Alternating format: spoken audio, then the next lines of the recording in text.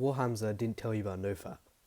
You're probably trying to go through your self-improvement journey and you've recently started, or you might be doing it for quite a long time now, and the one thing you can't get past is NoFap. You've been looking to Hamza for advice, but Hamza doesn't make videos on NoFap. How are you going to do it? You don't have your one trusty source. So, today I'm going to give you a couple of tips and advice to tell you how I overcame NoFap. Personally, I started NoFap, and Hamza does mention this a couple times, but he doesn't really talk about it a lot, and it's counting the days on NoFap. Doing this is going to screw it up so bad. When you kind of log every day, oh yeah, today I didn't do NoFap. Oh, day 15, day 16, you're going to break up. You're going to break your NoFap. You're definitely going to fap. Because if you constantly have this thought of, oh yeah, it's this day, and you know what day is on NoFap, you're going to mess up. If you ask someone, yeah, what day are you on NoFap? If they say, oh yeah, I don't know, I haven't fapped in a while, they're gonna succeed. They've probably done it for ages. They probably can't even remember. They just know maybe the month they've done it. Well, they started at least. So if you want to be successful, that's number one in NoFap. You shouldn't remember what day it is. You should just be doing NoFap. You should make the conscious effort to not fap in general. And the second tip is not associate yourself with fapping. Because what usually happens is you kind of you don't want to be okay, I'll give you an analogy. Imagine two people. You got two people that go out to the bar. One of them says, I'm trying to quit drinking. The other one says, I don't drink. The man who says, I'm trying not to drink, will drink. He's at the end of the night, he's going to have drunk some alcohol. But the guy who said, oh yeah, I don't drink, he's not going to drink alcohol. Largely that's due to social pressure. If you say you're trying to quit drinking, your friends will still edge you on. But if you say, oh yeah, I don't drink, you're not going to drink. They're not going to edge you on because they're aware of your decision and they'll respect that. Fapping doesn't really include that, but if you hold yourself and you have a self-image that, oh yeah, I don't fap, you're not going to fap.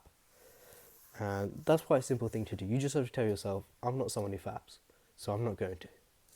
The last tip is, I think this one's kind of simple, but you know, when fapping, after you've done fapping for like a couple of years, 2-3 years, what will happen is that you'll kind of become accustomed to just doing it whenever you feel like.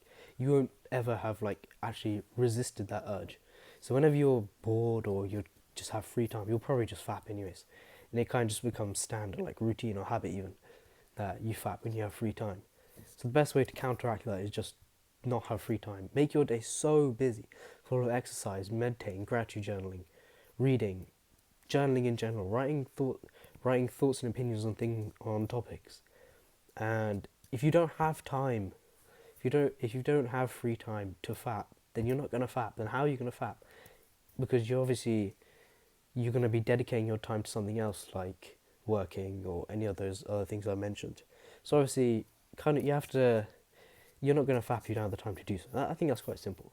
And the final tip is, it's not really a tip, but this is how I managed to get out of fapping in general, was that I went on a holiday, and obviously I didn't fap on holiday. That was a bit weird. So I went to France, and I didn't fap over any of the days I was in France. I didn't fap once because I'm not going to fap on holiday. It's weird. So if you cannot fap whatsoever, you're not going to fap. So if you apply that to trying to do no fap, if you make fapping unavailable entirely, you're not going to fap.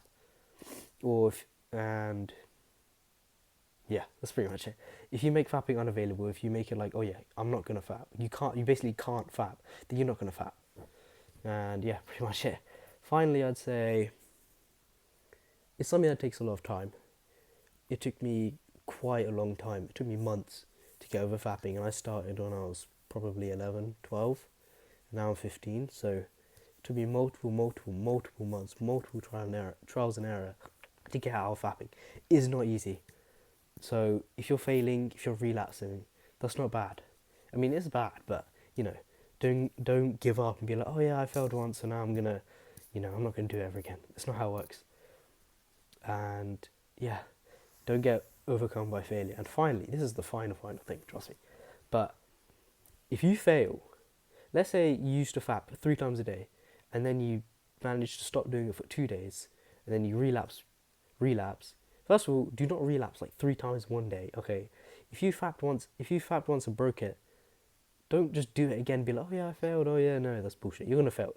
You're like asking for failure, but you're asking for future failure actually. But after those 2 days that you didn't fap, that's so much better. That's progress. Do not mix up progress with failure. They're two entirely different things.